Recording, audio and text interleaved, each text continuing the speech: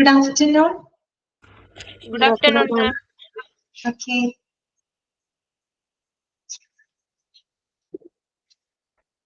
Okay, Lakshmi, good afternoon.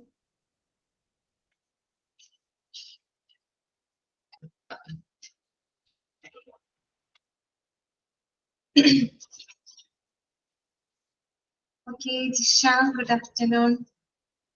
ഊണൊക്കെ കഴിച്ച എല്ലാവരും? ഫുഡ് അടിച്ചോ? ആരും കഴിച്ചില്ല? കഴിച്ചു. ഓക്കെ. ശരി. കഴിഞ്ഞ ദിവസം എടുത്ത വരെയുള്ളതൊക്കെ വായിച്ചു നോക്കിയോ? അവിടം വരെ? വായിച്ചു. Okay, Vaishnavi. Okay, Arya good afternoon. വായിച്ചു. ക്ലിയർ ആയോ ഇത്രയും ഭാഗങ്ങളൊക്കെ? ഓക്കെ അല്ലേ? ചാപ്റ്റർ അത്യാവശ്യം ഇമ്പോർട്ടന്റ് ആണ് കേട്ടോ. അതുകൊണ്ട് പ്രത്യേകം ശ്രദ്ധിച്ച് പഠിക്കണം. അപ്പൊ നമുക്കിനി ബാക്കിയുള്ള കാര്യങ്ങളും കൂടെ നോക്കാം. ഓക്കെ, ഞാൻ ഓൾ മ്യൂട്ട് ചെയ്യാണ് കേട്ടോ.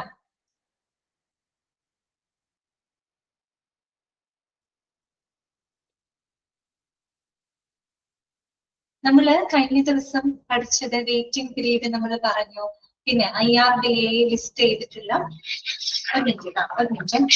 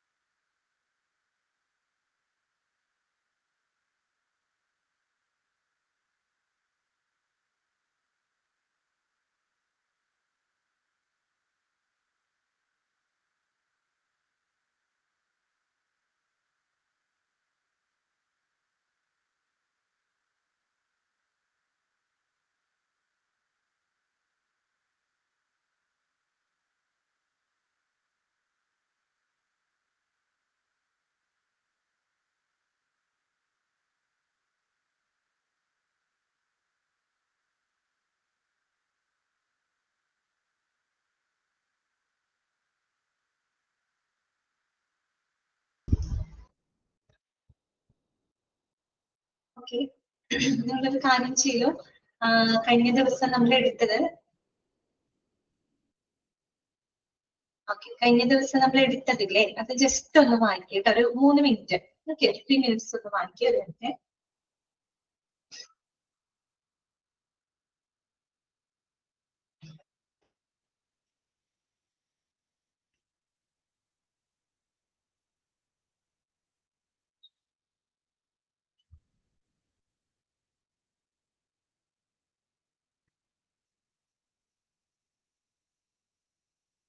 Okay, good afternoon. ഒന്ന് ജസ്റ്റ് വായിക്കൂ കേട്ടോ. കഴിഞ്ഞ ദിവസം എടുത്തൊന്ന് വായിക്കും.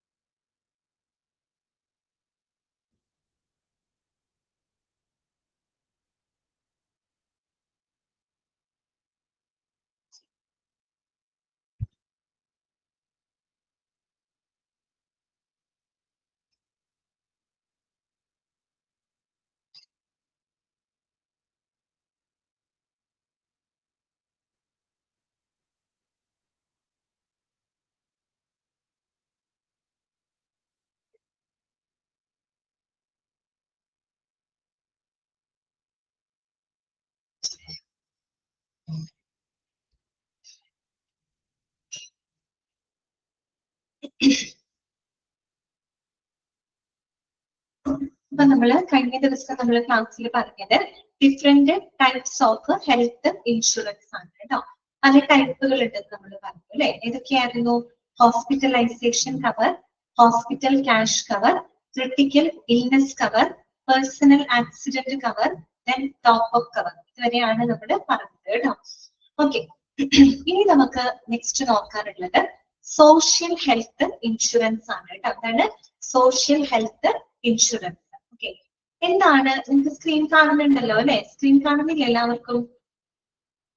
ഓക്കെ അല്ലേ? ഓക്കെ, ആദ്യം നമുക്ക് നെക്സ്റ്റ് നോക്കാനുള്ളത് സോഷ്യൽ ഹെൽത്ത് ഇൻഷുറൻസ് ആണ് കേട്ടോ. എന്താണ് സോഷ്യൽ ഹെൽത്ത് ഇൻഷുറൻസ് എന്ന് പറഞ്ഞത്? ഒരു കാര്യം പറയും, നമ്മൾ സോഷ്യൽ എന്നൊക്കെ പറയുമ്പോൾ നമ്മളൊരു സൊസൈറ്റിനെ ഫോക്കസ് ചെയ്തുകൊണ്ട് കൊടുക്കുന്ന ഇൻഷുറൻസ് പദ്ധതിയാണ് അല്ലെ. എന്ന് പറഞ്ഞാല് നമ്മുടെ ഗവൺമെന്റ് എംപ്ലോയീസിനൊക്കെ വേണ്ടിയിട്ട് പ്രൊവൈഡ് ചെയ്യുന്ന പദ്ധതികളാണ് നമ്മളൊരു സോഷ്യൽ ഹെൽത്ത് ഇൻഷുറൻസിനകത്ത് വരുന്നത്. നമ്മളൊരു സൊസൈറ്റിനെ ഉദ്ദേശിച്ചിട്ടാണ്. എന്ന് പറഞ്ഞു കഴിഞ്ഞാല് അവിടെ നമ്മളൊരു വ്യക്തിപരമായിട്ടല്ല എടുക്കുന്നത്, ഇഷ്ടം ആളുകള് ഒരു സൊസൈറ്റിനെ ഫോക്കസ് ചെയ്തുകൊണ്ട് അല്ലെങ്കിൽ നമ്മുടെ ഗവൺമെന്റ് ഒക്കെ നമുക്ക് പ്രൊവൈഡ് ചെയ്യുന്ന തരത്തിലുള്ള സ്കീമുകൾ, പദ്ധതികൾ കേട്ടോ, അതാണ് സോഷ്യൽ ഹെൽത്ത് ഇൻഷുറൻസ് കൊണ്ട് ഉദ്ദേശിക്കുന്നത്. അപ്പൊ അതിനകത്ത് പറയുന്നത് it is an insurance programme that meets at least one of the following 3 conditions കേട്ടോ. അപ്പൊ ഒരു സോഷ്യൽ ഹെൽത്ത് ഇൻഷുറൻസിന്റെ 3 കണ്ടീഷൻസ് ആണ് ഇവിടെ കൊടുത്തിരിക്കുന്നത്. 3 കണ്ടീഷൻ എന്ന് പറഞ്ഞാല് ഒരു സോഷ്യൽ ഹെൽത്ത് ഇൻഷുറൻസിന്റെ പ്രത്യേകതകളാണ് അവിടെ കൊടുത്തിരിക്കുന്നത്. ഒന്നുകിൽ ഈ 3 കണ്ടീഷൻസ് അല്ലെങ്കിൽ ഈ പറയുന്നതിൽ ഏതെങ്കിലും ഒരു കണ്ടീഷൻസ് സാറ്റിസ്ഫൈ ചെയ്യുന്നുണ്ടെങ്കിൽ അതെന്താണ്, സോഷ്യൽ ഹെൽത്ത് ഇൻഷുറൻസ് ആണ്. അപ്പോ ഒന്നാമത്തെ കണ്ടീഷൻ പറയുന്നത് ഇതാണ്: participation in the programme is mandatory either by the law or by the conditions of employment. അതാണ് participation in the programme is mandatory either by the law or by the conditions of employment. അതായത് ഒന്നുകില്, ഒന്ന് ശ്രദ്ധിക്കണം കേട്ടോ, ഒന്നുകില് ഒരു തൊഴിൽ വ്യവസ്ഥ പ്രകാരം അല്ലെങ്കിൽ നിയമപ്രകാരം എല്ലാ ആളുകളും ഈ പറയുന്ന സോഷ്യൽ ഹെൽത്ത് ഇൻഷുറൻസില് ഭാഗമായിരിക്കണം. അതായത് നമ്മൾ സോഷ്യൽ ഹെൽത്ത് ഇൻഷുറൻസ് പ്രോഗ്രാമിന്റെ ഒരു കണ്ടീഷൻ ആണ് പറയുന്നത്. എന്താണ് കണ്ടീഷൻ? ഒന്നില്ലെങ്കിൽ നിയമപ്രകാരം അല്ലെങ്കിൽ തൊഴിൽ വ്യവസ്ഥ പ്രകാരം ആളുകള് ഈ ഒരു ഹെൽത്ത് ഇൻഷുറൻസിന്റെ ഭാഗമായിരിക്കും, അല്ലെങ്കിൽ അതില് പാർട്ടിസിപ്പേറ്റ് ചെയ്തിരിക്കും. അപ്പൊ നിങ്ങൾക്ക് മനസ്സിലായിട്ടുണ്ടാവില്ല എന്താണ് അവിടെ ഉദ്ദേശിച്ചിരിക്കുന്നത്. അതായത് ഞാൻ എക്സാമ്പിൾ പറയാം. ഇപ്പൊ നമ്മള് ഇന്ത്യയിൽ താമസിക്കുന്നു. ഇപ്പൊ നമുക്കറിയാം നമ്മുടെ ഇന്ത്യ ഗവൺമെന്റ് മുന്നോട്ട് വെച്ചിട്ടുള്ള നിയമങ്ങളൊക്കെ ഉണ്ട് അല്ലെ. അതിന് വിധേയമായിട്ടാണ് നമ്മൾ ഓരോ പൗരന്മാരും നമ്മുടെ ഈ രാജ്യത്ത് നമ്മൾ അങ്ങനെയാണ് ജീവിക്കുന്നത് ആണല്ലോ. അപ്പൊ നിയമം മൂലം അനുശാസിക്കുന്ന കാര്യങ്ങൾ എന്ന് പറഞ്ഞാൽ അത് നിർബന്ധമായിട്ടും എല്ലാവരും പാലിച്ചിരിക്കും. അപ്പൊ നമ്മൾ ഇന്ത്യൻ സിറ്റിസൺസ് ആയിട്ട് ഇവിടെ ജീവിക്കും. നമ്മുടെ ഇന്ത്യയുടെ എല്ലാ റൂൾസ് ആൻഡ് റെഗുലേഷൻസിനും നമ്മൾ വിധേയമാണ്. നമ്മൾ നിയമം അനുശാസിക്കുന്ന രീതിയിൽ പ്രവർത്തിക്കണം എന്നുള്ളത് നിർബന്ധമായിട്ടുള്ള ഒരു കാര്യമാണ് അല്ലെ. അതാണ് അവിടെ പറഞ്ഞത്. ഒന്ന് ഐദർ ബൈ ലോ, ഒന്നില്ലെങ്കിൽ നിയമപ്രകാരം. ഇപ്പോ നമ്മുടെ ഗവൺമെന്റ് പറയുകയാണ് ഈ നമ്മുടെ ഇന്ത്യയിലുള്ള എല്ലാ ഇൻഡസ്ട്രിയൽ ഏരിയയിലും അല്ലാതെ തൊഴിൽ ചെയ്യുന്ന എല്ലാ ആളുകളും ഒരു സോഷ്യൽ ഹെൽത്ത് ഇൻഷുറൻസിന്റെ ഭാഗമാകണമെന്ന് നിയമം മൂലം നമ്മുടെ ഗവൺമെന്റ് അനുശാസിക്കാമെന്ന് വിചാരിക്കാം. അങ്ങനെയാണെങ്കിൽ നമ്മളെല്ലാവരും അതിന്റെ ഭാഗമായിരിക്കും. നമുക്ക് അതിന് ഒഴിഞ്ഞു മാറാൻ പറ്റുമോ? ഇല്ല. കാര്യം എന്താണ്? ലോ പ്രകാരം അത് നിർബന്ധമാണ്. അപ്പൊ എല്ലാവരും തൊഴിലെടുക്കുന്ന എല്ലാ ആളുകളും നമ്മുടെ ഗവൺമെന്റിന്റെ ആ ഒരു ലോ അനുസരിച്ച് ആ ഒരു ഹെൽത്ത് ഇൻഷുറൻസിന്റെ ഭാഗമാവുകയും നമുക്ക് ലഭിക്കുന്ന ഒരു എമൗണ്ട്, അല്ലെങ്കിൽ നമുക്ക് ലഭിക്കുന്ന വേതനത്തിന് ഒരു നിശ്ചിത എമൗണ്ട് നമ്മുടെ ഗവൺമെന്റ് ഫണ്ടിലേക്ക് എടുക്കും അല്ലെ. അത് നിർബന്ധമായിട്ടാണ്, നമ്മൾ അതനുസരിച്ചേ മതിയുള്ളൂ. അതുപോലെ തന്നെ ഒരു കാര്യമാണ് തൊഴിൽ വ്യവസ്ഥ അല്ലെ. ഇപ്പൊ ഒരു എംപ്ലോയർ, ഒരു എംപ്ലോയ്മെന്റ് തൊഴിലുടമ, അയാളുടെ ഒരു സ്ഥാപനത്തിന് വർക്ക് ചെയ്യുന്ന ആളുകൾ അവിടെ വർക്ക് ചെയ്യുമ്പോൾ എംപ്ലോയർ പറയാണ് അവരുടെ ആ ഒരു ജോലിയുടെ ടേംസ് ആൻഡ് കണ്ടീഷന്റെ ഭാഗമായിട്ട് എല്ലാവരും ഹെൽത്ത് ഇൻഷുറൻസിന്റെ പങ്കാളികളാകണം എന്ന് എംപ്ലോയർ പറയാണ്. അതായത് എംപ്ലോയർ അവിടെ ജോലി കിട്ടണമെങ്കിൽ അവിടുത്തെ ജോലിയുടെ ടേംസ് ആൻഡ് കണ്ടീഷൻസിന്റെ ഭാഗമായിട്ട് എല്ലാവരും ആ ഒരു ഹെൽത്ത് ഇൻഷുറൻസിന്റെ ഭാഗമാവണം എന്ന് എംപ്ലോയർ പറയാന്ന് വെച്ചാൽ സ്വാഭാവികമായിട്ട് എംപ്ലോയീസ് അതിന്റെ ഭാഗമാവും. അവർക്ക് കിട്ടുന്ന ആ ഒരു എമൗണ്ടിന്റെ ഒരു ഭാഗം അവര് ഹെൽത്ത് ഇൻഷുറൻസിലേക്ക് കമ്പനി എടുക്കാൻ ചെയ്യും അല്ലെ. അപ്പൊ അതാണ് അവിടെ പറയുന്നത്. ഒന്നെങ്കിൽ നിയമം പ്രകാരം അല്ലെങ്കിൽ തൊഴിൽ വ്യവസ്ഥ പ്രകാരം എല്ലാ ആളുകളും ഈ പറയുന്ന ഇൻഷുറൻസ് പ്രോഗ്രാമിന്റെ ഭാഗമായിരിക്കണം, അല്ലെങ്കിൽ അതിന് പാർട്ടിസിപ്പേറ്റ് ചെയ്തിരിക്കണം. അതാണ് ഒരു സോഷ്യൽ ഹെൽത്ത് ഇൻഷുറൻസിന്റെ പ്രത്യേകത എന്ന് പറയുന്നത്. ഒരു സോഷ്യൽ ഹെൽത്ത് ഇൻഷുറൻസ് എന്ന് പറയുമ്പോൾ ഒന്നുകിൽ അത് നിയമപ്രകാരം അല്ലെങ്കിൽ ഈ പറയുന്ന എംപ്ലോയ്മെന്റ് കണ്ടീഷൻസ് അനുസരിച്ച് എല്ലാ ആളുകളും ഒരു സോഷ്യൽ ഹെൽത്ത് ഇൻഷുറൻസിന്റെ ഭാഗമായിരിക്കും. രണ്ടാമത്തെ പോയിന്റ് ഇതാണ്: the programme is exercised on behalf of a group and limited to the group members. അതായത് നമ്മളൊരു ഗ്രൂപ്പിന് വേണ്ടിയിട്ട് പ്രയോഗിക്കുകയും ഒരു ഗ്രൂപ്പ് അംഗങ്ങൾക്കായിട്ട് പരിമിതപ്പെടുത്തുകയും ചെയ്തിരിക്കുന്ന ഒരു ഇൻഷുറൻസ് ആണ്, അല്ലെങ്കിൽ അങ്ങനെ ഒരു പദ്ധതിയാണ് സോഷ്യൽ ഹെൽത്ത് ഇൻഷുറൻസ്. ആ പേരിൽ തന്നെ സൊസൈറ്റിനെയാണ് ഫോക്കസ് ചെയ്യുന്നത്. അതായത് ഒരു വ്യക്തിനെ അല്ല നമ്മൾ അവിടെ ഫോക്കസ് ചെയ്യുന്നത്, ഒരു കൂട്ടം ആളുകളാണ്. ചിലപ്പോൾ അതൊരു പോപ്പുലേഷൻ ആയിരിക്കാം, അല്ലെങ്കിൽ ഈ പറയുന്ന പോലെ ഒരു ഫാക്ടറിയിലുള്ള വർക്ക് ചെയ്യുന്ന ഒരു കൂട്ടം ആളുകളെ ഉദ്ദേശിച്ചിട്ടായിരിക്കാം. അങ്ങനെ ഒരു ഗ്രൂപ്പിന് വേണ്ടി പ്രയോഗിക്കുകയും ഒരു ഗ്രൂപ്പ് അംഗങ്ങൾക്കായിട്ട് പരിമിതപ്പെടുത്തുകയും ചെയ്തിട്ടുള്ള ഒരു പ്രോഗ്രാമാണ് സോഷ്യൽ ഹെൽത്ത് ഇൻഷുറൻസ് പ്രോഗ്രാം എന്ന് പറയുന്നത്. ഓക്കെ, മൂന്നാമത്തെ കാര്യം എന്താണ്? An employer makes a contribution to the programme on behalf of an employee. ഒരു എംപ്ലോയിക്ക് വേണ്ടിയിട്ട് എംപ്ലോയർ, തൊഴിലുടമകള് ഈ ഒരു പ്രോഗ്രാമിലേക്ക് കോൺട്രിബ്യൂട്ട് ചെയ്യുന്നുണ്ട്. എന്ന് വെച്ചാൽ ഒരു തൊഴിലുടമകളും എന്ത് ചെയ്യുന്നുണ്ട്? അതിന്റെ പ്രീമിയം ഷെയർ ചെയ്യുന്നുണ്ട്. ഓക്കെ, മനസ്സിലായോ? ഈ കണ്ടീഷൻസ് നിങ്ങൾക്ക് ക്ലിയർ ആണോ? കണ്ടീഷൻസ് ഓക്കെ ആണോ? മനസ്സിലായോ? ആരും ഒന്നും പറയുന്നില്ല, എല്ലാവർക്കും ഒന്നും മനസ്സിലായില്ലേ? ക്ലിയർ ആയി അല്ലെ?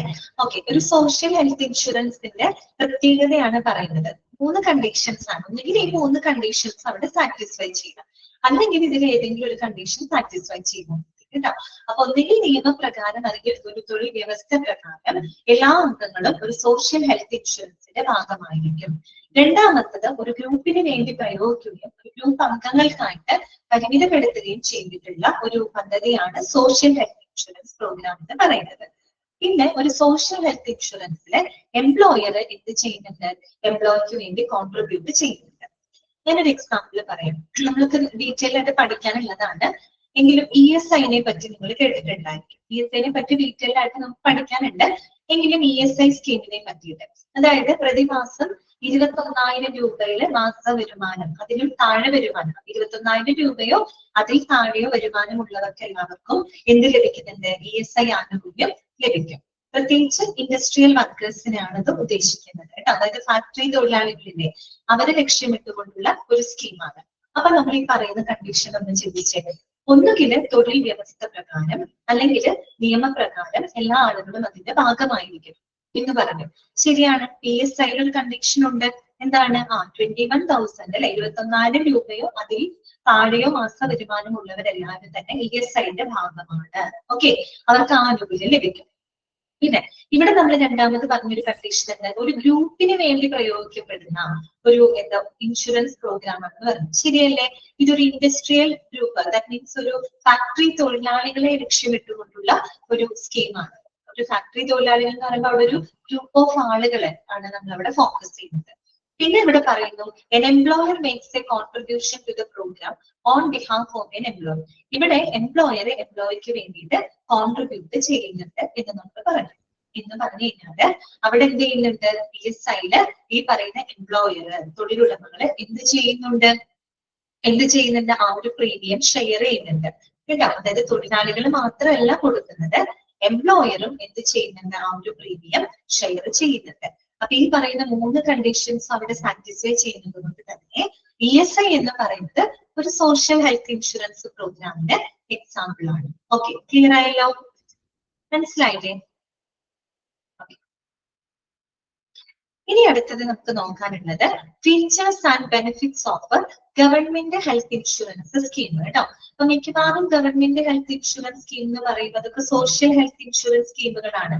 എന്ന് വെച്ചാൽ സാധാരണക്കാരായിട്ടുള്ള ആളുകളെ കൂടെ കവർ ചെയ്തുകൊണ്ടുള്ള സ്കീമുകളായിരിക്കും. ഇപ്പൊ നമുക്കറിയാം, ഇപ്പൊ ഒരു പ്രൈവറ്റ് ഇൻഷുറൻസ് ഫേമുകളും പ്രൈവറ്റ് ഇൻഷുറൻസ് പോളിസികളൊക്കെ ഇഷ്ടം പോലെ ഉണ്ട് അല്ലെ. അപ്പൊ അതൊക്കെ അതിനനുസരിച്ച് പ്രീമിയം അടയ്ക്കാൻ കപ്പാസിറ്റി ഉള്ള ആളുകൾക്കേ പറ്റുള്ളൂ.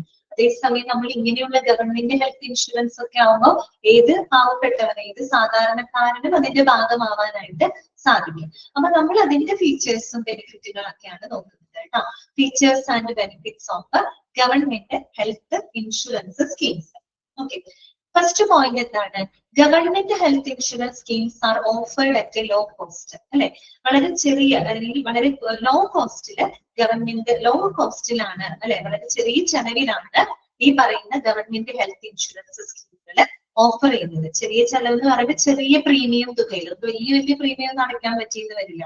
സാധാരണക്കാരായിട്ടുള്ള ആളുകളാണ്, അവർക്ക് വലിയൊരു തുകയൊന്നും പ്രീമിയം അടയ്ക്കാൻ ഒരിക്കലും സാധിക്കില്ല. അപ്പൊ ഒരു ചെറിയ പ്രീമിയം, അതായത് ലോ കോസ്റ്റ് നമ്മൾ ഉദ്ദേശിക്കുന്നത് ഒരു ചെറിയ പ്രീമിയം തുകയില് നമുക്ക് എന്താണ് ഈ പറയുന്ന ഇൻഷുറൻസ് സ്കീമുകള് വാഗ്ദാനം ചെയ്യുന്നുണ്ട്. ഇത് ഗവൺമെന്റ് അപ്പൊ government health insurance schemes are offered at a low cost. വളരെ കുറഞ്ഞ പ്രീമിയം തുകയില് ഗവൺമെന്റ് ഹെൽത്ത് ഇൻഷുറൻസ് സ്കീമുകള് വാഗ്ദാനം ചെയ്യുന്നുണ്ട്. ഓക്കെ, അപ്പൊ ഏത് സാധാരണക്കാരനും അതിന്റെ ഭാഗമാവാനായിട്ട് സാധിക്കും. അതൊരു വലിയ ബെനിഫിറ്റ് ആണ് അല്ലെ.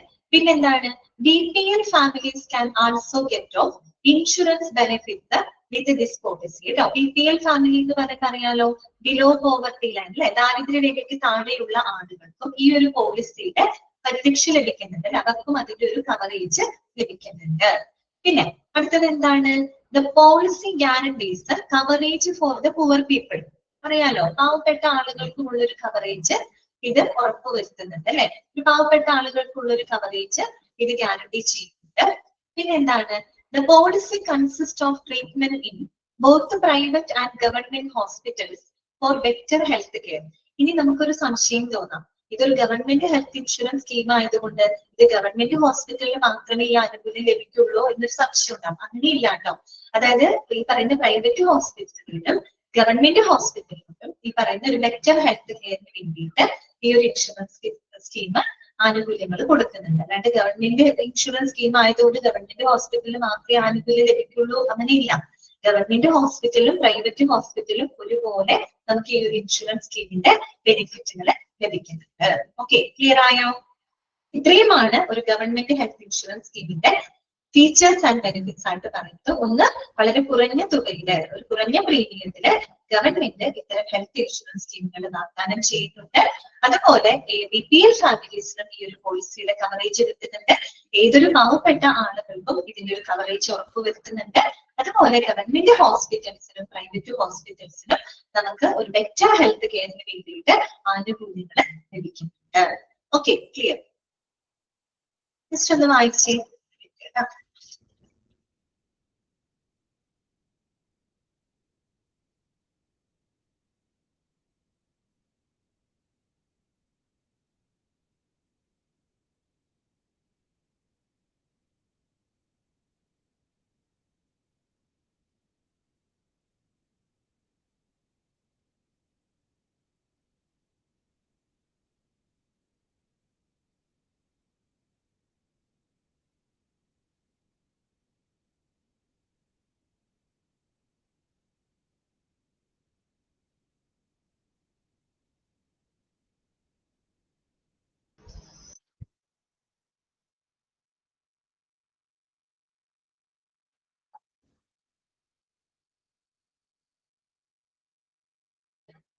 ഓക്കെ, ഇനി നമുക്ക് പ്രധാനമായിട്ട് ഈ ചാപ്റ്ററിൽ പഠിക്കാനുള്ളത് 3 ഇൻഷുറൻസ് സ്കീമുകളാണ് കേട്ടോ. ഏതൊക്കെയാണെന്നറിയോ? ഒന്ന് ESI ആണ്, 2 CGHS,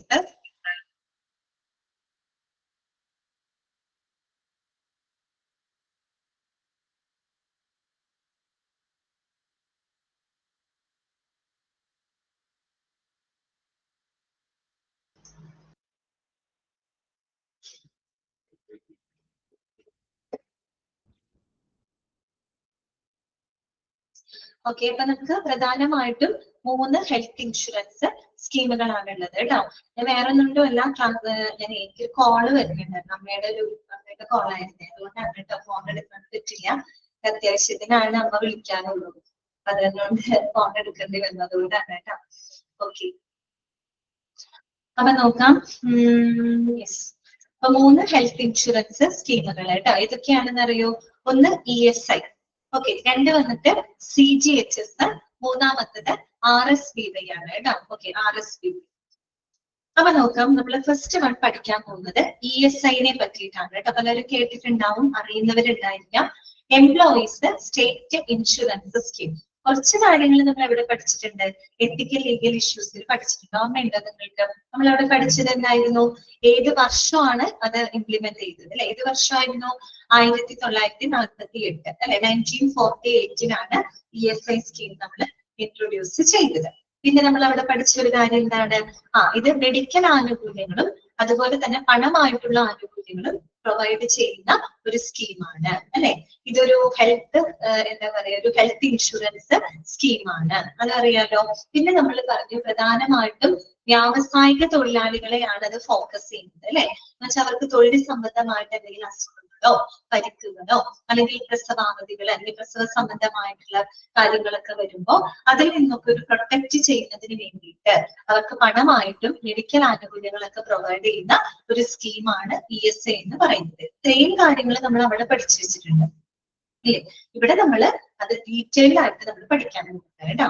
ഓക്കെ, ഇത് നിങ്ങൾക്ക് അല്ലാണ്ട് നമുക്ക് പ്രാക്ടിക്കൽ ലൈഫിൽ അറിയേണ്ട കാര്യമാണ്. ESIനെ പറ്റിയൊക്കെ ഇനി നമുക്ക് നല്ലപോലെ അറിയണം കേട്ടോ.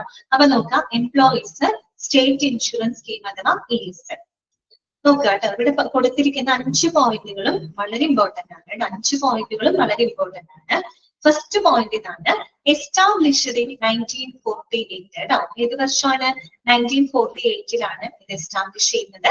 The employee state insurance scheme അഥവാ ESIS gives both cash and medical benefits. അപ്പൊ ഈ ഒരു ESIC അല്ലെ, ESIS കേട്ടോ, employee state insurance scheme. Okay, ഈ ഒരു പദ്ധതി നമുക്ക് മെഡിക്കൽ ആനുകൂല്യങ്ങളും അതുപോലെ തന്നെ പണമായിട്ടുള്ള ആനുകൂല്യങ്ങളും പ്രൊവൈഡ് ചെയ്യുന്നുണ്ട്. ഓക്കെ, ഇനി the Employee State Insurance Corporation (ESIC) controls the scheme and is a corporate semi-government body led by the Union Minister of Labour as chairman and the Director General as the Chief Executive.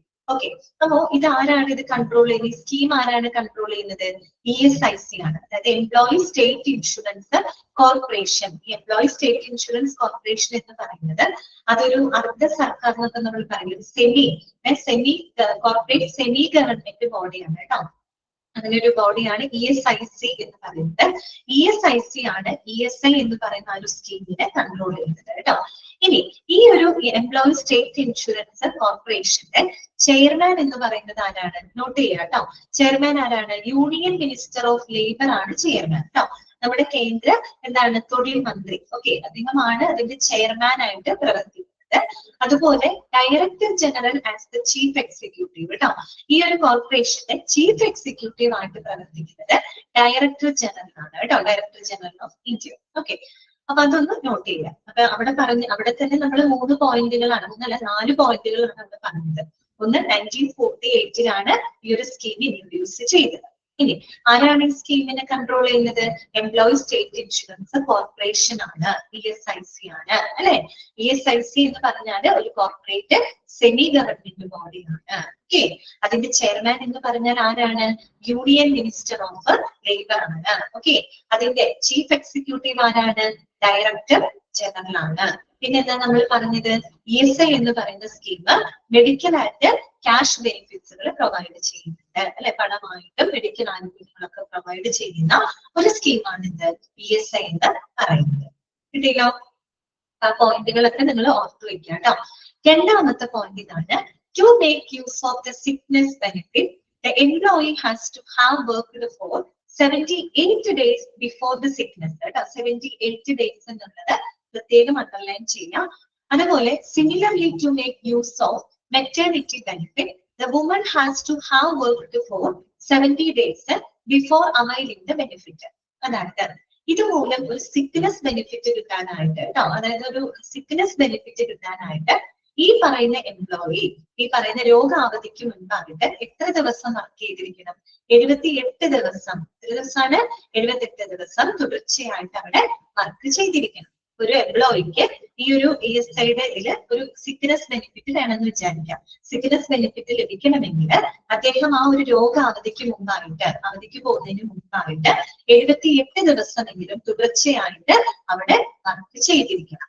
Okay, എന്ത് കിട്ടാൻ? Sickness benefit കിട്ടാനായിട്ട്. Similarly to make use of the maternity benefit. ഇനി പ്രസവാനുകൂല്യങ്ങൾ ലഭിക്കണമെങ്കിൽ സ്ത്രീകള് പ്രസവാവധിക്ക് മുൻപായിട്ട് എത്ര ദിവസം വർക്ക് ചെയ്തിരിക്കണം? അവിടെ 70 ദിവസമെങ്കിലും തുടർച്ചയായിട്ട് വർക്ക് ചെയ്തിരിക്കണം. എങ്കിൽ മാത്രമേ അവർക്ക് എന്ത് ലഭിക്കുള്ളൂ? മെറ്റേണിറ്റി ബെനിഫിറ്റ് ലഭിക്കുള്ളൂ. ക്ലിയർ ആയോ പറഞ്ഞത്? ഓക്കെ അല്ലേ? മനസ്സിലായല്ലോ? അടുത്തത് കേട്ടോ, മൂന്നാമത്തെ പോയിന്റ് ഇതാണ്, primarily designed to help factory workers. Okay, factory workers ആണ് കേട്ടോ. That handle the expenses following accidents and occupational hazards. The employee state insurance scheme is available for the workers employed in different factories in India. The worker, okay, അതിനെ പറയാം. അതായത് നമ്മൾ പറഞ്ഞല്ലോ, പ്രധാനമായിട്ട് ഇത് ആര് ലക്ഷ്യമിട്ടുകൊണ്ടുള്ള സ്കീമാണ്? ഫാക്ടറി വർക്കേഴ്സിനാണ് കേട്ടോ. ഫാക്ടറി വർക്കേഴ്സിന് അവർക്ക് തൊഴിൽ സംബന്ധമായിട്ട് എന്തെങ്കിലും അസുഖങ്ങളോ പരിക്കുകളോ അല്ലെങ്കിൽ എന്തെങ്കിലും ആക്സിഡന്റ് ഒക്കെ സംഭവിക്കുന്ന സമയത്ത് അതിൽ നിന്നുമൊക്കെ അവർക്കൊരു സുരക്ഷിതത്വം കൊടുക്കുന്ന, അതിന് വേണ്ട മെഡിക്കൽ ആനുകൂല്യങ്ങളും അതുപോലെ ക്യാഷ് ആനുകൂല്യങ്ങളൊക്കെ പ്രൊവൈഡ് ചെയ്യുന്നതിന് ചെയ്യുന്ന ഒരു സ്കീമാണ് കേട്ടോ. അത് മാത്രമല്ല നമ്മുടെ ഇന്ത്യയില് വിവിധ ഫാക്ടറിയിലൊക്കെ വർക്ക് ചെയ്യുന്ന ആളുകൾക്ക് ഈ ഒരു ആനുകൂല്യം ലഭിക്കുന്നുണ്ട്. ഓക്കെ, പിന്നെ എന്താണ് ഓർക്കാട്ടോ, ഫാക്ടറി വർക്കേഴ്സിനെയാണ് അവിടെ ഫോക്കസ് ചെയ്യുന്നത്. ഇനി the workers drawing wages not in excess of 21,000 per month can take part in this scheme. Very very important point ആണ് കേട്ടോ. ESI ആനുകൂല്യം ലഭിക്കണമെന്നുള്ള ഉണ്ടെങ്കിൽ എന്താണ് ആ കണ്ടീഷൻ പറയുന്നത്? പ്രതിമാസം 21,000 രൂപയോ അതിൽ താഴെയോ വരുമാനമുള്ളവർക്ക് മാത്രമേ ESIയുടെ ആനുകൂല്യം ലഭിക്കുള്ളൂ കേട്ടോ. അതായത് പ്രതിമാസം 21,000 രൂപയിൽ കൂടുതലാണെങ്കിൽ അവർക്ക് എന്ത് ലഭിക്കില്ല? ESI ആനുകൂല്യം ലഭിക്കില്ല. പണ്ടൊരിടയ്ക്ക് അത് 15,000 രൂപയായിരുന്നു, ഇനിയിപ്പോ ഇത് കൂട്ടിയതാണ്. ഓക്കെ, 21,000 രൂപയോ അതിൽ താഴെയോ പ്രതിമാസ വരുമാനമുള്ളവർക്ക് മാത്രമേ എന്ത് ആനുകൂല്യം കിട്ടുള്ളൂ? ESI ആനുകൂല്യം കിട്ടുള്ളൂ. അല്ലാതെ എല്ലാവർക്കും ഫാക്ടറിയിലുള്ള എല്ലാ ആളുകൾക്കും കിട്ടുമെന്ന് നിങ്ങൾ വിചാരിക്കരുത്. പ്രതിമാസം 21,000 രൂപയോ അതിൽ താഴെയോ വരുമാനമുള്ളവർക്ക് മാത്രമേ ESIയുടെ ആനുകൂല്യങ്ങൾ ലഭിക്കുള്ളൂ. ഓക്കെ, അടുത്തത് എന്താണ്? Employers and employees share the premium for the participation in this health insurance scheme. ESIയില് ഈ പറയുന്ന എംപ്ലോയറും തൊഴിലുടമകളും തൊഴിലാളികളും ഒരുപോലെ പ്രീമിയം എന്ത് ചെയ്യുന്നുണ്ട്? ഷെയർ ചെയ്യുന്നുണ്ട്. രണ്ടു കൂട്ടിലും പ്രീമിയം ഷെയർ ചെയ്യുന്നുണ്ട്. പക്ഷെ രണ്ടുപേര് രണ്ട് രീതിയിലാണ് ഷെയർ ചെയ്യുന്നത് മാത്രം കേട്ടോ. പക്ഷെ എന്താണ്, എംപ്ലോയറും കോൺട്രിബ്യൂട്ട് ചെയ്യുന്നുണ്ട്, പ്രീമിയം ഷെയർ ചെയ്യുന്നുണ്ട്, എംപ്ലോയിയും ഷെയർ ചെയ്യുന്നുണ്ട് കേട്ടോ. എത്രയാണെന്നുള്ളത് നോക്കാം. അത് ഇമ്പോർട്ടന്റ് ആണ്. Employees pay on an average 0.75% of the wage. Employees ആണ് കേട്ടോ, മാറിപ്പോകരുത്. Employees pay on an average of 0.75% of the wage കേട്ടോ. അതായത് ജീവനക്കാര് അവരുടെ എന്താണ് വേതനത്തിന്റെ 0.75% and employers contribute 3.25% of the wage bill കേട്ടോ. അതായത് ഒരു എംപ്ലോയർ എന്ന് പറയുന്നത് അവരുടെ വേതനത്തിന്റെ 3.25% ആണ് എന്തിലോട്ട് കോൺട്രിബ്യൂട്ട് ചെയ്യുന്നത്? പ്രീമിയത്തിലോട്ട് കോൺട്രിബ്യൂട്ട് ചെയ്യുന്നത്. മനസ്സിലായോ? ക്ലിയർ ആയോ? എത്രയാണ് എംപ്ലോയീസ് എത്ര കോൺട്രിബ്യൂട്ട് ചെയ്യുന്നത്? 0.75% ഓർത്ത് വെക്കണം കേട്ടോ. ഇനി എംപ്ലോയർ എത്രയാണ് കോൺട്രിബ്യൂട്ട് ചെയ്യുന്നത് പ്രീമിയത്തിലോട്ട്? 3.25%. നിങ്ങളത് ആഡ് ചെയ്ത് കഴിഞ്ഞാൽ നമുക്ക് 4% കിട്ടും. ശരിക്കും പറഞ്ഞാൽ അപ്പൊ ടോട്ടൽ ESIയിലേക്ക് എത്രയാണ് എത്ര പെർസെന്റേജ് ടോട്ടൽ കോൺട്രിബ്യൂഷൻ വരുന്നത്? 4% ആണ് കേട്ടോ. ഈ 4%-ല് 3.25% എംപ്ലോയർ കോൺട്രിബ്യൂട്ട് ചെയ്യുന്നു, ബാക്കി 0.75% എംപ്ലോയി ആണ് കോൺട്രിബ്യൂട്ട് ചെയ്യുന്നത്. ഓക്കെ, അടുത്തത് കേട്ടോ. നെക്സ്റ്റ് പറയുന്ന ഒരു പോയിന്റ് ശ്രദ്ധിക്കാം. The employee who is getting daily wage of less than ₹176 shall be excluded from the payment of a contribution. ഇനി വേറൊരു കാര്യം എന്തൊരു എക്സ്ക്ലൂഷൻ പറയുന്നതാണ് കേട്ടോ. അതായത് ദിവസവേതനം 176 രൂപയിൽ താഴെയുള്ള ജീവനക്കാര് എന്ത് ചെയ്യണ്ട? അവർ ഈ പറയുന്ന പേയ്മെന്റിലുള്ള ആ ഒരു കോൺട്രിബ്യൂഷൻ അവർ കൊടുക്കേണ്ടതില്ല അല്ലെ. ദിവസം ഒരു 176 രൂപയിലും താഴെ വരിക എന്ന് പറഞ്ഞു കഴിഞ്ഞാൽ വളരെ തുച്ഛമായ വരുമാനമുള്ള ആളുകളായിരിക്കും അല്ലെ. അപ്പൊ അവരെന്ത് ചെയ്യണ്ട? ഈ ഒരു പ്രീമിയത്തിലേക്ക് കോൺട്രിബ്യൂട്ട് ചെയ്യണ്ട. ആര് കോൺട്രിബ്യൂട്ട് ചെയ്തോളൂ? എംപ്ലോയർ കോൺട്രിബ്യൂട്ട് ചെയ്തോളൂ കേട്ടോ. അപ്പൊ ഇത്രയും കാര്യങ്ങളാണ് നിങ്ങൾ ബേസിക് ആയിട്ട് മനസ്സിലാക്കി വെക്കേണ്ടത്. എന്തൊക്കെ കാര്യങ്ങളാണ് നമ്മൾ പഠിച്ചത്? ESI എന്നാണ് ഇൻട്രൊഡ്യൂസ് ചെയ്യുന്നത് 1948-ലാണ്. ഓക്കെ, ഇത് പ്രധാനമായിട്ടും ആരെ ലക്ഷ്യമിട്ടുകൊണ്ടുള്ള ഒരു സ്കീമാണ്? ഫാക്ടറി വർക്കേഴ്സ് അല്ലെ. ഫാക്ടറി വർക്കേഴ്സിന് എന്താണ് ലക്ഷ്യമിട്ടുകൊണ്ടുള്ള ഒരു സ്കീമാണ്. ഇനി ഈ ഒരു സ്കീം ആരാണ് കൺട്രോൾ ചെയ്യുന്നത്? എംപ്ലോയി സ്റ്റേറ്റ് ഇൻഷുറൻസ് കോർപ്പറേഷൻ ആണ്. അതൊരു കോർപ്പറേറ്റ് സെമി ഗവൺമെന്റ് ബോഡിയാണ്. അതിന്റെ ചെയർമാൻ എന്ന് പറഞ്ഞാൽ ആരാണ് അതിന്റെ ചെയർമാൻ എന്ന് പറയുന്നത്? യൂണിയൻ മിനിസ്റ്റർ ഓഫ് ലേബർ ആണ്. ഇനി ആരാണ് ESICയുടെ ചീഫ് എക്സിക്യൂട്ടീവ് ആയിട്ട് പ്രവർത്തിക്കുന്നത്? ഡയറക്ടർ ജനറൽ ആണ്. ഓക്കെ, ഇനി ഇത് പ്രകാരം സിക്നസ് ബെനിഫിറ്റ് ലഭിക്കണമെങ്കിൽ രോഗാവധിക്ക് മുമ്പ് എത്ര ദിവസം വർക്ക് ചെയ്തിരിക്കണം? 78 ദിവസം തുടർച്ചയായിട്ട് വർക്ക് ചെയ്തിരിക്കണം. ഇനി മെറ്റേണിറ്റി ബെനിഫിറ്റ് കിട്ടണമെങ്കിൽ പ്രസവാവധിക്ക് മുൻപായിട്ട് എത്ര ദിവസമാണ്? 70 ദിവസമെങ്കിലും തുടർച്ചയായിട്ട് വർക്ക് ചെയ്തിരിക്കണം. ഇനി എങ്ങനെയുള്ളവർക്കാണ് ESI ആനുകൂല്യം ലഭിക്കുന്നത്? പ്രതിമാസം 21,000 രൂപയിലോ അതോ അതിന് താഴെയോ വരുമാനമുള്ളവർക്ക് മാത്രമേ ESIയുടെ ആനുകൂല്യങ്ങൾ ലഭിക്കുള്ളൂ. പിന്നെ നമ്മൾ പഠിച്ചത് എന്താണ്? രണ്ടു കൂട്ടരും എംപ്ലോയറും എംപ്ലോയി അതിലേക്ക് കോൺട്രിബ്യൂട്ട് ചെയ്യുന്നുണ്ട്. എംപ്ലോയി എത്രയാണ്? 0.75%. എംപ്ലോയർ എത്രയാണ് 3.25. ശരിക്കും നമ്മൾ ടോട്ടൽ ചെയ്ത് നിൽക്കുമ്പോൾ ESI കോൺട്രിബ്യൂഷൻ എത്ര പെർസെന്റേജ് വരുന്നത് 4% ആണ് വരുന്നത്. അതുപോലെ പ്രതിദിനം അതായത് ദിവസവേതനം ഒരു 176 അതിനും താഴെ വരുമാനമുള്ള എംപ്ലോയീസ് അതിന്റെ പ്രീമിയം ഷെയർ ചെയ്യേണ്ടതായിട്ടില്ല, അതിലേക്ക് കോൺട്രിബ്യൂട്ട് ചെയ്യേണ്ട ആവശ്യം വരുന്നില്ല. ക്ലിയർ ആണോ?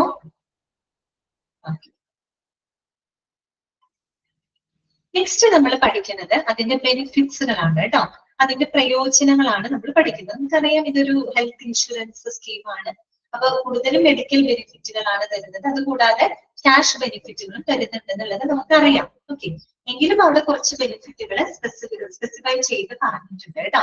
എന്തൊക്കെ ബെനിഫിറ്റുകളാണ് നോക്കിയേ. First one sickness benefit. അറിയാലോ എന്തായാലും മെഡിക്കൽ ഒരു ഹെൽത്ത് ഇൻഷുറൻസ് ആണ്. സോ എന്ത് പ്രൊവൈഡ് ചെയ്യുന്നുണ്ട്? Sickness benefit. അതുപോലെ തന്നെ എക്സ്റ്റെൻഡഡ് സിക്നെസ്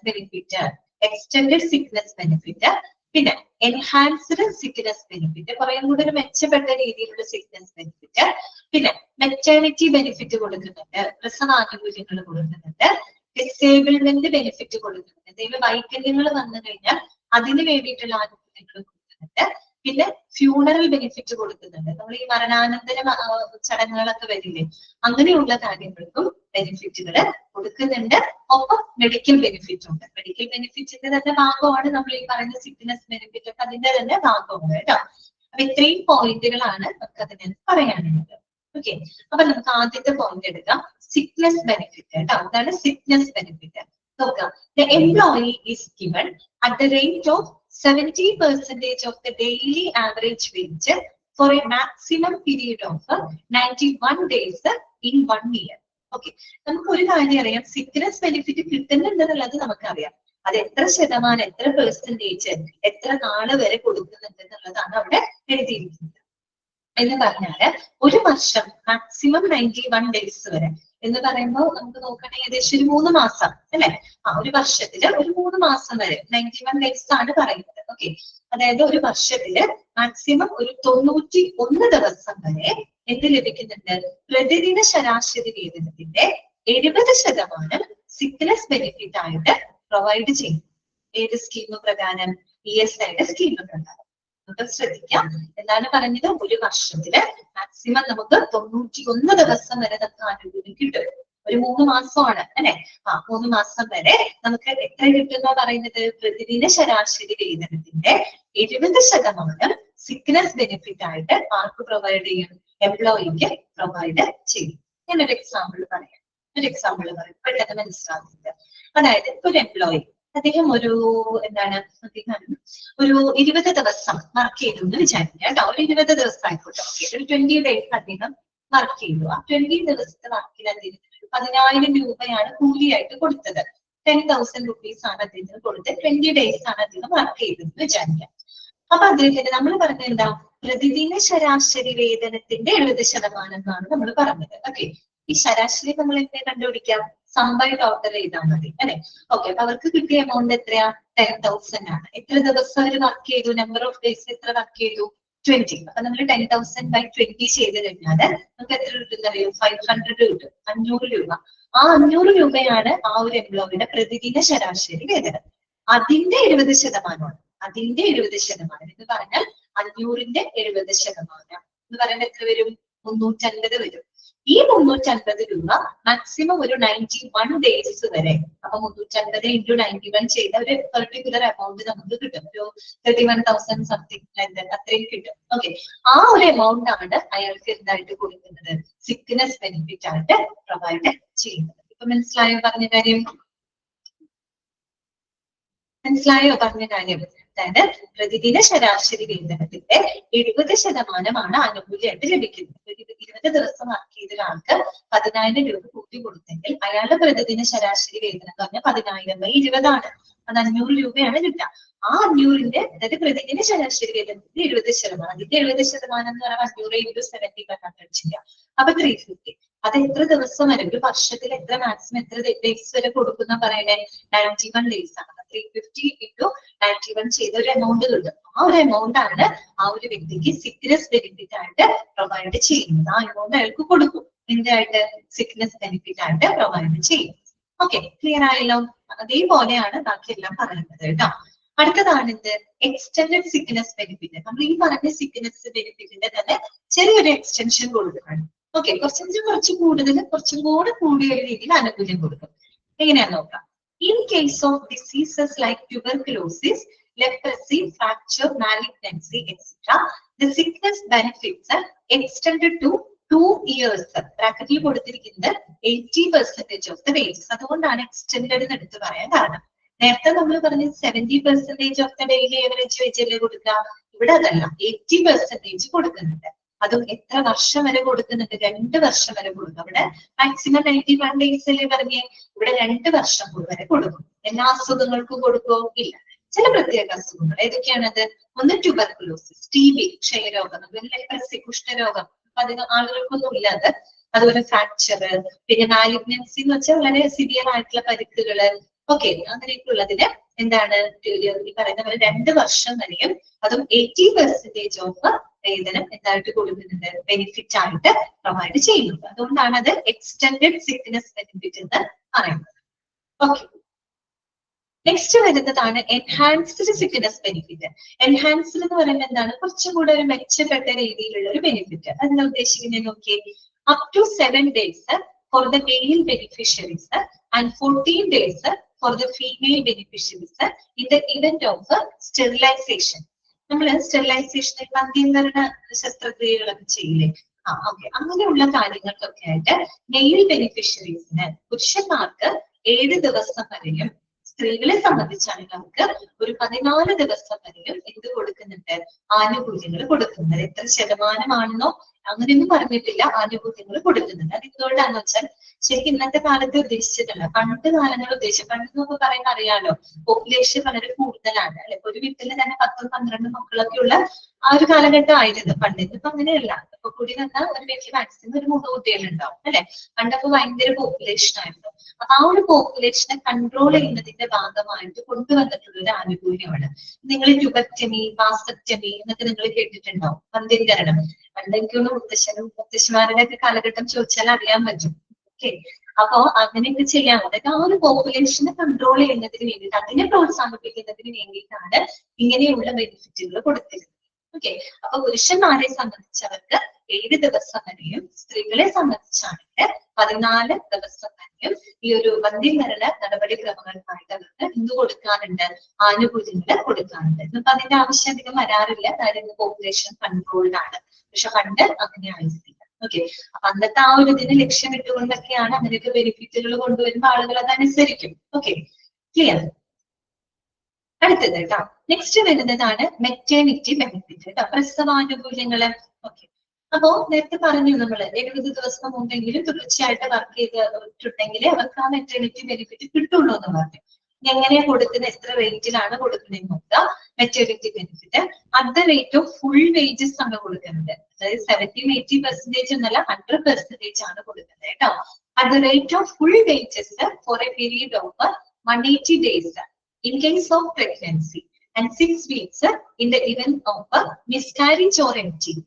MTP നമ്മൾക്കറിയാം, മെഡിക്കൽ ടെർമിനേഷൻ ഓഫ് പ്രഗ്നൻസി. അതുപോലെ അബോർഷൻ കേസുകളൊക്കെ വരികയാണെങ്കിൽ അത്തരം കേസുകൾക്ക് 6 വീക്സും, അതുപോലെ തന്നെ പ്രഗ്നൻസി കേസ് ആണെങ്കിൽ ഡെലിവറി അങ്ങനെയുള്ള കാര്യങ്ങൾക്ക് 180 days ആണ്. 180 days എന്ന് പറയുമ്പോൾ ഏകദേശം ഒരു 6 months ഒക്കെ വരും.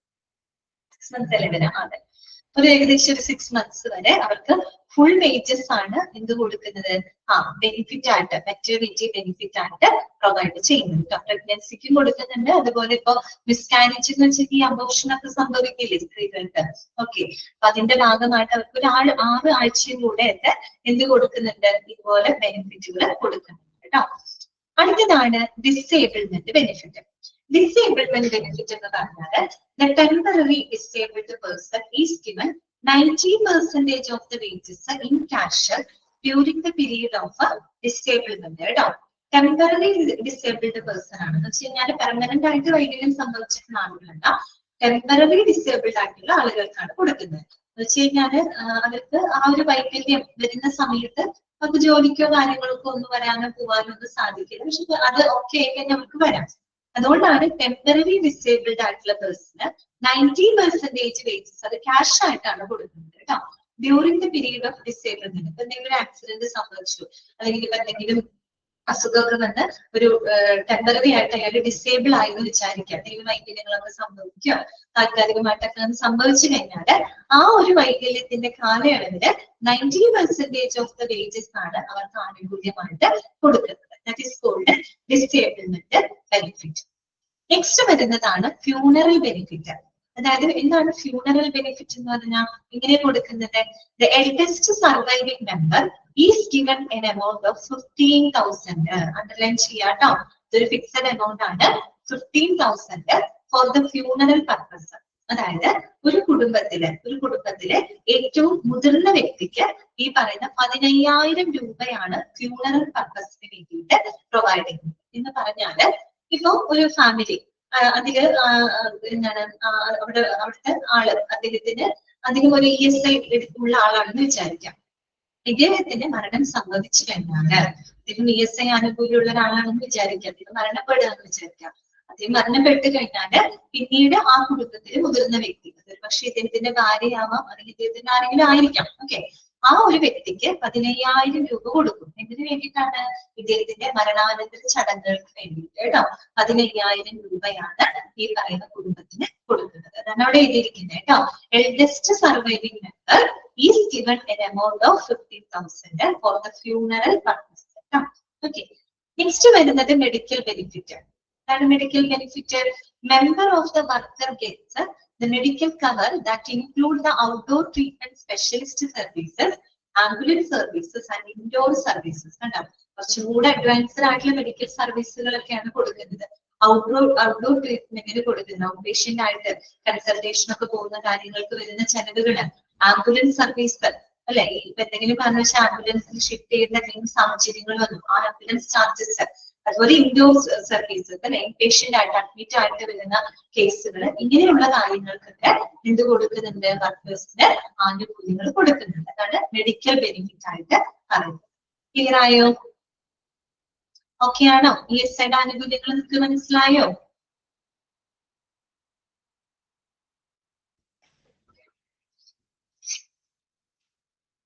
ജസ്റ്റ് ഒന്ന് വായിച്ചു നോക്കിക്കോളൂ കേട്ടോ.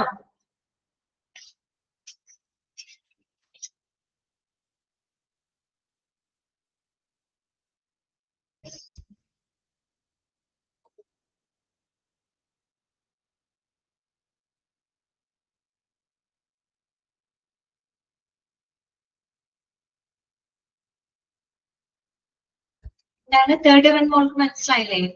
ഇതാണ് മൂന്നാമത്തെ. ഇതാണ് എൻഹാൻസ്ഡ് സിക്നസ് ബെനിഫിറ്റ് കേട്ടോ. കുറേ കൂടെ ഒരു മെച്ചപ്പെട്ട രീതിയിലുള്ള ബെനിഫിറ്റ് ആണ് കേട്ടോ. up to 7 days for male beneficiaries and 14 days for female beneficiaries in the event of sterilization. മന്ദീകരണം ചെയ്യില്ലേ? മന്ദീകരണ ശസ്ത്രക്രിയകളൊക്കെ ചെയ്യും, ട്യൂബക്ടമി, വാസക്ടമി. ഓക്കെ, സ്ത്രീകളിലാണെങ്കിൽ ട്യൂബക്ടമി ചെയ്യും, പുരുഷന്മാരിലാണെങ്കിൽ വാസക്ടമി ഒക്കെ ചെയ്യും. ഓക്കെ, അപ്പൊ അങ്ങനെയുള്ള മന്ദീകരണ കാര്യങ്ങൾക്ക് വേണ്ടിയിട്ട് പുരുഷന്മാർക്ക് 7 ദിവസം വരെയും സ്ത്രീകൾക്ക് 14 ദിവസം വരെയും സിക്നസ് ബെനിഫിറ്റ് ആയിട്ട് കൊടുക്കുന്നതാണ് പറയുന്നത് കേട്ടോ. എത്ര ശതമാനം കൊടുക്കുന്നു എന്ന് പറയുന്നില്ല, പക്ഷെ അത്രയും ദിവസങ്ങൾക്കുള്ള ആനുകൂല്യം അവർ കൊടുക്കും. അങ്ങനെ പറഞ്ഞല്ലോ, പോപ്പുലേഷൻ കൺട്രോൾ ചെയ്യുന്നതിന്റെ ഭാഗമായിട്ടാണ്. ഇന്നല്ല, പണ്ട് കാലങ്ങളിൽ കേട്ടോ. അപ്പൊ അതിനെ പ്രോത്സാഹിപ്പിക്കാൻ വേണ്ടിയിട്ടാണ്, പോപ്പുലേഷനൊക്കെ കൺട്രോൾ ചെയ്യാൻ വേണ്ടിയിട്ടാണ് ഇതിലുള്ള ബെനിഫിറ്റുകളൊക്കെ അവർക്ക് പ്രൊവൈഡ് ചെയ്തിരുന്നത് കേട്ടോ. ഓക്കെ, ക്ലിയർ ആയിരിക്കും?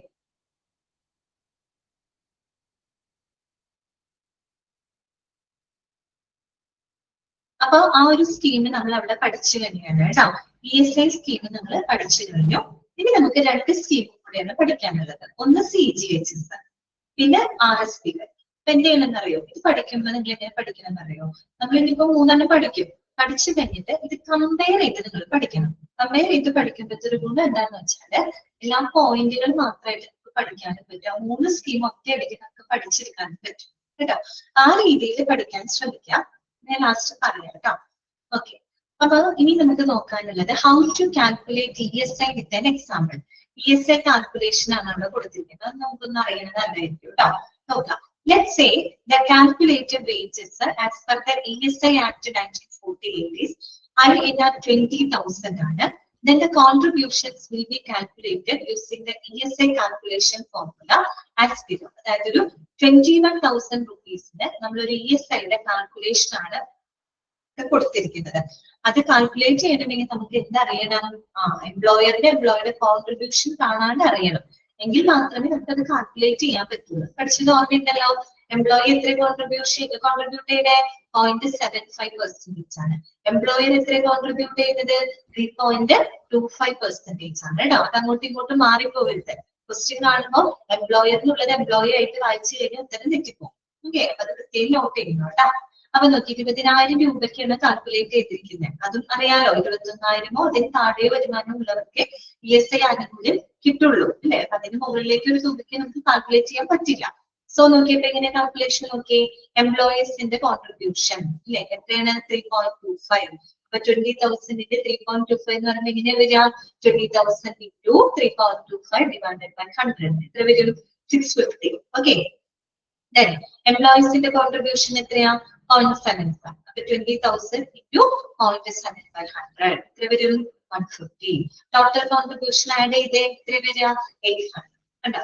ഇങ്ങനെയുള്ള കാൽക്കുലേഷൻ ഒക്കെ വേണമെങ്കിൽ എക്സ്പെക്ട് ചെയ്യാട്ടോ.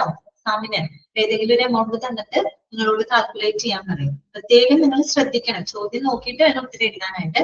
ചിലപ്പോൾ അങ്ങനെയൊന്നും ചോദിക്കില്ല. എംപ്ലോയറിന്റെ കോൺട്രിബ്യൂഷൻ എത്രയാണെന്ന് പറയാൻ പറയും. അപ്പൊ നമ്മള് ഫുൾ കാൽക്കുലേഷൻ ഒന്നും ചെയ്യേണ്ട, എംപ്ലോയറിന്റെ മാത്രം ചെയ്യുക. ഓക്കെ, എംപ്ലോയിയുടെ ആണെങ്കിൽ അത് ചെയ്യാം. ചിലപ്പോൾ ടോട്ടൽ കോൺട്രിബ്യൂഷൻ ആവും ചോദിക്കാം. അത് ചോദിക്കുകയാണെങ്കിൽ എംപ്ലോയിയുടെ കണ്ടുപിടിച്ച് എംപ്ലോയറിനെ കണ്ടുപിടിച്ച് അത് ആഡ് ചെയ്താലാണ് നമുക്ക് ടോട്ടൽ കോൺട്രിബ്യൂഷൻ കിട്ടുള്ളൂ കേട്ടോ. ഓക്കെ, ക്ലിയർ ആയോ? അല്ലെങ്കിൽ ടോട്ടൽ കോൺട്രിബ്യൂഷൻ കണ്ടുപിടിക്കാൻ വേറൊരു എളുപ്പമുണ്ട്. എന്ത് ചെയ്താൽ മതി എന്നറിയോ? നമുക്കറിയാലോ, എംപ്ലോയർ 3.25ഉം എംപ്ലോയി 0.75 ആണ്. ടോട്ടൽ എത്ര വരിക? 4% ആണ്. 20,000 into 4/100 ചെയ്താലും മതി. ആൻസർ കിട്ടും കേട്ടോ. കാര്യം ടോട്ടൽ കോൺട്രിബ്യൂഷൻ ചോദിക്കുമ്പോൾ നമുക്ക് സെപ്പറേറ്റ് കണ്ട് ചെയ്യേണ്ട കാര്യമില്ല. ചോദിക്കില്ല, ചോദിക്കുകയാണെങ്കിൽ ഇങ്ങനെ ചെയ്യുന്നു കേട്ടോ. ഓക്കെ, ക്ലിയർ അല്ലേ? നമുക്ക് അടുത്ത സ്കീം ഒക്കെ പഠിച്ചാലോ? അടുത്ത സ്കീം പഠിക്കാൻ റെഡിയാണോ നിങ്ങള്? ഓക്കെ, റെഡിയാണ്. അപ്പൊ നമുക്ക് അടുത്തത് നോക്കാം കേട്ടോ. നെക്സ്റ്റ് വരുന്നതാണ് സെൻട്രൽ ഗവൺമെന്റ് ഹെൽത്ത് സ്കീം അഥവാ CGHS കേട്ടോ. ആദ്യം നിങ്ങൾ പഠിക്കേണ്ടത് എന്താണ്? CGHSന്റെ ഫുൾ ഫോം പഠിച്ചു വെക്കാം. ഓക്കെ, എക്സാമിന് ചിലപ്പോൾ സെൻട്രൽ ഗവൺമെന്റ് ഹെൽത്ത് സ്കീം എന്നൊന്നും എഴുതി കാണില്ല, CGHS എന്ന് മാത്രമേ കാണുള്ളൂ. പിന്നെ എന്താ സംഭവം അന്നേരം ഓർക്കരുത് കേട്ടോ. CGHS എന്താണ്? സെൻട്രൽ ഗവൺമെന്റ് ഹെൽത്ത് സ്കീം ആണ് കേട്ടോ. ഓക്കെ, അപ്പൊ നമുക്ക് നോക്കാം. The central government health scheme, one of the oldest health insurance schemes introduced by the government of India, is currently in effect. The scheme which was introduced in the year of 1954, that provides the health insurance coverage to central government employees and pensioners. Underline ചെയ്യാട്ടോ. എത്ര പോയിന്റുകൾ നമ്മളോട് പറഞ്ഞു? ഒന്നാമത്തെ പറഞ്ഞത് CGHSന്റെ full form ആണ്, central government health insurance scheme. Insurance ഇല്ലാട്ടോ, ഹെൽത്ത് സ്കീം ആണുള്ളത്. ഇത് നമ്മുടെ ഗവൺമെന്റ് ഓഫ് ഇന്ത്യ ഇൻട്രൊഡ്യൂസ് ചെയ്തതിലെ ഏറ്റവും പഴക്കമുള്ള ഒരു ഹെൽത്ത് ഇൻഷുറൻസ് സ്കീമാണ്. നിലവിൽ ഇപ്പോഴും ഉണ്ട്, ഇപ്പോഴും നിലനിൽക്കുന്ന ഒരു സ്കീമാണ് കേട്ടോ. ഇനി ഈ സ്കീം എന്നാണ് ഇൻട്രൊഡ്യൂസ് ചെയ്തത്? 1954 കേട്ടോ. 1954 കേട്ടോ. ഏതാണ് വർഷം? 1954. ഇനി ഈ ഒരു സ്കീം നമ്മൾ ആര് ഫോക്കസ് ചെയ്തുകൊണ്ടുള്ളതാണ്? ആരെയാണ് മെയിൻ ആയിട്ടത്? ആർക്കുള്ള കവറേജ് അത് കൊടുക്കുന്നത്? To the central government employees and pensioners കേട്ടോ. അതായത് കേന്ദ്ര ഗവൺമെന്റ് ജീവനക്കാർക്കും അതിൽ നിന്നുള്ള പെൻഷനേഴ്സിനും വേണ്ടിയിട്ടാണ് ഈ ഒരു ആനുകൂല്യം പ്രൊവൈഡ് ചെയ്യുന്നത്. അപ്പൊ നിങ്ങൾ ഇത് പറയുമ്പോൾ ഇതുമായിട്ട് കമ്പയർ ചെയ്യണം. ESI ആയിട്ടൊന്ന് കമ്പയർ ചെയ്യാം. ESI ഏത് വർഷമാണ്? 1914. CGHS ഏത് വർഷം? 1954. ഓക്കെ, ESIയുടെ ഫുൾ ഫോം എന്താ? എംപ്ലോയി സ്റ്റേറ്റ് ഇൻഷുറൻസ് അല്ലെ. CGHSന്റെ ഫുൾ ഫോം എന്താ? Central government health insurance. ഇനി ESI മെയിൻ ആയിട്ട് ആരെ ഫോക്കസ് ചെയ്യുന്നത്? ഫാക്ടറി വർക്കേഴ്സിനെയാണ്. ഇനി CGHS ആരെ ഫോക്കസ് ചെയ്യുന്നത്?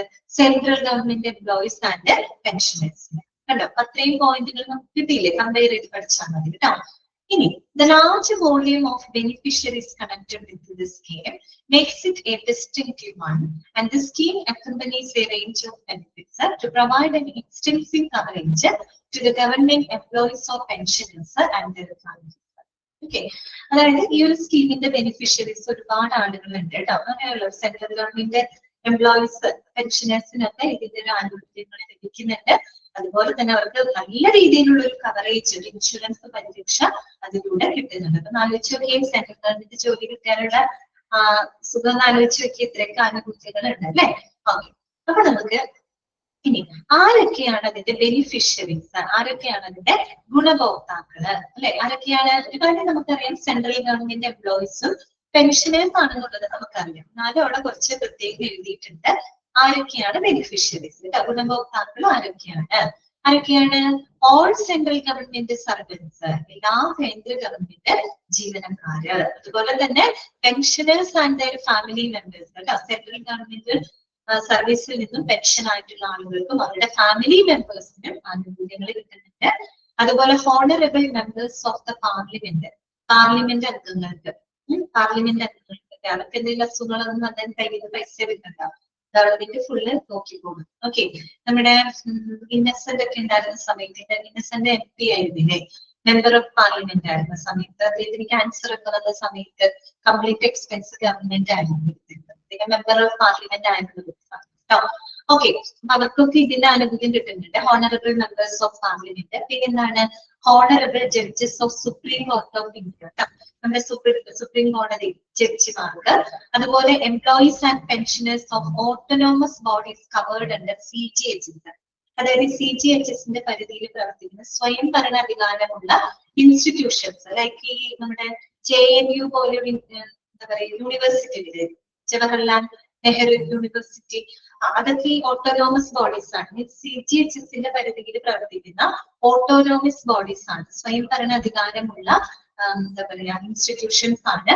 അവിടെയുള്ള എംപ്ലോയീസിന് പെൻഷനേഴ്സിനൊക്കെ ഈ ഒരു CGHSന്റെ ആനുകൂല്യം ലഭിക്കുന്നുണ്ട്.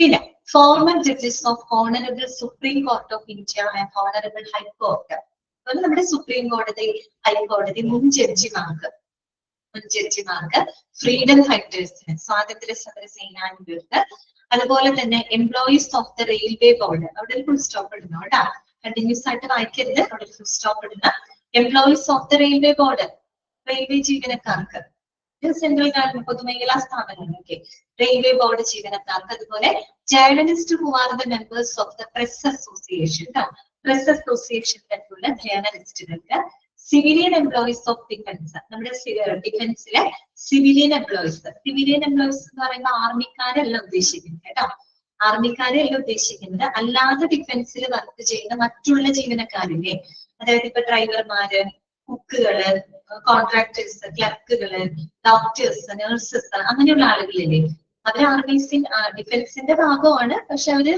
എന്താണ്, യുദ്ധത്തിന് അവരൊന്നും പോകുന്ന ആളുകളല്ല. ആർമി അല്ല ഉദ്ദേശിക്കുന്നത്. സിവിലിയൻസ് എന്ന് പറഞ്ഞതാണ്, സിവിലിയൻ എംപ്ലോയീസ് ഓഫ് ഡിഫൻസ് എന്ന് പറഞ്ഞാൽ ഡിഫൻസില് ഈ പറയുന്ന ആർമി അല്ലാത്ത കുറെ ആളുകൾ അതിന്റെ ബാക്കിൽ വർക്ക് ചെയ്യുന്നുണ്ട് കേട്ടോ. ഡോക്ടേഴ്സ്, ഡ്രൈവർമാര്, നഴ്സസ്, കുക്കുകള്, ക്ലർക്കുകള്, അവരൊക്കെ വർക്ക് ചെയ്യുന്നുണ്ട്. അപ്പൊ അങ്ങനെയുള്ള എംപ്ലോയീസിന് ഈ പറയുന്ന CGHSന്റെ ആനുകൂല്യങ്ങള് ലഭിക്കുന്നുണ്ട്. ഓക്കെ, ക്ലിയർ ആയോ പറഞ്ഞത്? ഓക്കെ ആണോ? ഓക്കെ, എല്ലാവരും ബോറടിക്കുന്നുണ്ടോ?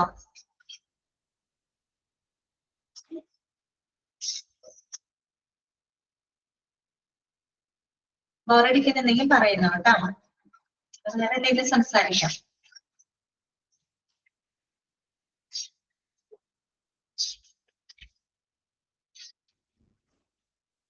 ഓക്കെ, അടുത്തത് കേട്ടോ. നെക്സ്റ്റ് അപ്പൊ ബെനിഫിഷ്യറീസ് എന്താന്നുള്ളത് മനസ്സിലായല്ലോ. ഇനി നോക്കിയേ, under the scheme the eligible central government employees can get the following health insurance benefits. നമ്മൾ നേരത്തെ പഠിച്ചത് ESIക്ക് ലഭിക്കുന്ന ബെനിഫിറ്റ് പഠിച്ചില്ലേ, അതുപോലെ നമ്മൾ ഈ പറയുന്ന CGHSന് എന്തൊക്കെ ബെനിഫിറ്റുകളാണ് എന്നാണ് പറയുന്നത്. അറിയാം, സെൻട്രൽ ഗവൺമെന്റ് എംപ്ലോയീസിന് പെൻഷനേഴ്സിനാണ് ആനുകൂല്യങ്ങൾ കൊടുക്കുന്നത്. ഇനി എന്തൊക്കെ ബെനിഫിറ്റുകളാണ് അവർക്ക് പ്രത്യേകമായിട്ട് കൊടുക്കുന്നതെന്ന് നോക്കാം കേട്ടോ. നമ്മൾ നേരത്തെ ESIയുടെ സിക്നസ് ബെനിഫിറ്റ്, മെറ്റേണിറ്റി, ഫ്യൂണറൽ എന്നൊക്കെ പറഞ്ഞ് പഠിച്ച പോലെ തന്നെ ഇവിടെയും പറയുന്നുണ്ട് CGHSന്റെ എന്തൊക്കെ ഈ പറയുന്ന അതിന്റെ ഗുണഭോക്താക്കൾക്ക് എന്തൊക്കെ ബെനിഫിറ്റുകളാണ് കിട്ടുന്നത് കേട്ടോ. First one, cover for PPF. PPFന്റെ കാര്യം അവിടെ പറയേണ്ട കാര്യമില്ല, അത് വേറൊരു സംഭവമാണ് കേട്ടോ, അത് തന്നെ ആവശ്യമില്ല. ശരിക്കും PPF അവിടെ പറയേണ്ട കാര്യമില്ല, അതവിടെ കറക്റ്റ് ആണ് കേട്ടോ.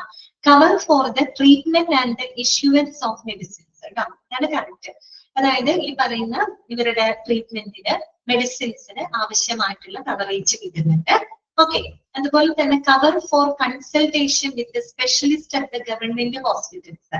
ഈ ഗവൺമെന്റ് ഹോസ്പിറ്റലിലൊക്കെ സ്പെഷ്യലിസ്റ്റ് ഡോക്ടേഴ്സിനെയൊക്കെ കൺസൾട്ട് ചെയ്യാൻ പറ്റും. കാർഡിയോളജിസ്റ്റോ പൾമണോളജിസ്റ്റോ നെഫ്രോളജിസ്റ്റോ അങ്ങനെയുള്ള സ്പെഷ്യലിസ്റ്റ് ഡോക്ടേഴ്സിനെ കൺസൾട്ട് ചെയ്യുന്നതിനുള്ള കവറേജ് കിട്ടുന്നുണ്ട്.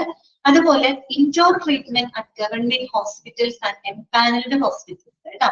ഈ ഗവൺമെന്റ് ഹോസ്പിറ്റൽസുകളില് അതുപോലെ എംപാനൽഡ് ഹോസ്പിറ്റൽസിലൊക്കെ ഈ പറയുന്ന അഡ്മിറ്റ് ആയിട്ടൊക്കെ കിടക്കുന്ന സമയത്ത് വരുന്ന എക്സ്പെൻസുകൾ കൂടെ കവറേജുകളും കിട്ടുന്നുണ്ട്.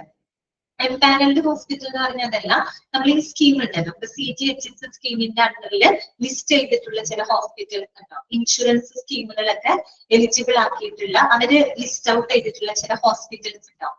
ഇപ്പൊ നമ്മൾ ഈ മെഡിസെപ്പ് പറയില്ലേ, നമ്മുടെ കേരള ഗവൺമെന്റ് ഉദ്യോഗസ്ഥർക്കൊക്കെ ഉള്ളവരാണ് മെഡിസെപ്പ് ആനുകൂല്യം. അപ്പൊ ഈ മെഡിസെപ്പില് കറക്റ്റ് ആയിട്ട് ഏതൊക്കെ ഹോസ്പിറ്റൽസിൽ ഇവർക്ക് ഈ മെഡിസെപ്പിന്റെ ആനുകൂല്യം കിട്ടുന്നത് കറക്റ്റ് ആയിട്ട് അവർ ലിസ്റ്റ് ഔട്ട് ചെയ്തിട്ടുണ്ട്. ഇൻഷുറൻസ് കമ്പനികളൊക്കെ ആ ഒരു കവറേജ് കൊടുക്കാനായിട്ട് അവർ സെലക്ട് ചെയ്തിട്ടുള്ള ഒരു ലിസ്റ്റ് ഓഫ് ഹോസ്പിറ്റൽസ് ഒക്കെ ഉണ്ടാവും. അതിനെയാണ് എംപാനൽഡ് ഹോസ്പിറ്റൽസ് എന്ന് പറയുന്നത്. അപ്പൊ അങ്ങനെയുള്ള ഗവൺമെന്റ് ഹോസ്പിറ്റൽസിലും എംപാനൽഡ് ഹോസ്പിറ്റലൊക്കെ ഈ പറയുന്ന പോലെ അഡ്മിറ്റ് ആയിട്ട് ഈ ട്രീറ്റ്മെന്റ് ഒക്കെ എടുക്കുന്ന ചെലവുകളുണ്ട്. അങ്ങനെയുള്ളതിനൊക്കെ കവറേജ് കിട്ടുന്നുണ്ട് കേട്ടോ. പിന്നെ പറയുന്നത് cover four family welfare services. Cover four family welfare service നേരത്തെ പറഞ്ഞില്ല, എംപ്ലോയീസിന് മാത്രമല്ല അവരുടെ ഫാമിലീസിനുള്ള ആ ഒരു ഇൻഷുറൻസ് കവറേജ് കിട്ടുന്നുണ്ട്. പിന്നെ കവർ ഫോർ മെറ്റേണിറ്റി എക്സ്പെൻസ് അതെല്ലാത്തിനും കൊടുക്കുന്നുണ്ട്. പ്രസവാനുകൂല്യങ്ങളൊക്കെ കൊടുക്കുന്നുണ്ട്, അല്ലെങ്കിൽ മെറ്റേണിറ്റി എക്സ്പെൻസുകൾക്കുള്ള കവറേജ് കൊടുക്കുന്നുണ്ട്.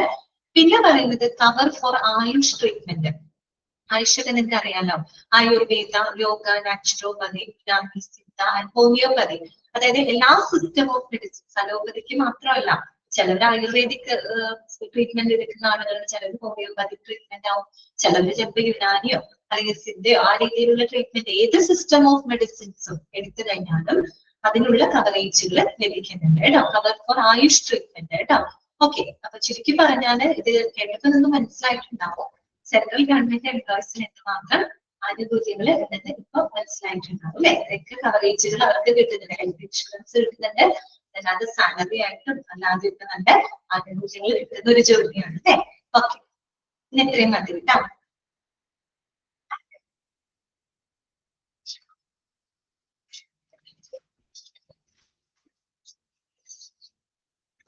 അൺമ്യൂട്ട് ചെയ്തിട്ടുണ്ടേ.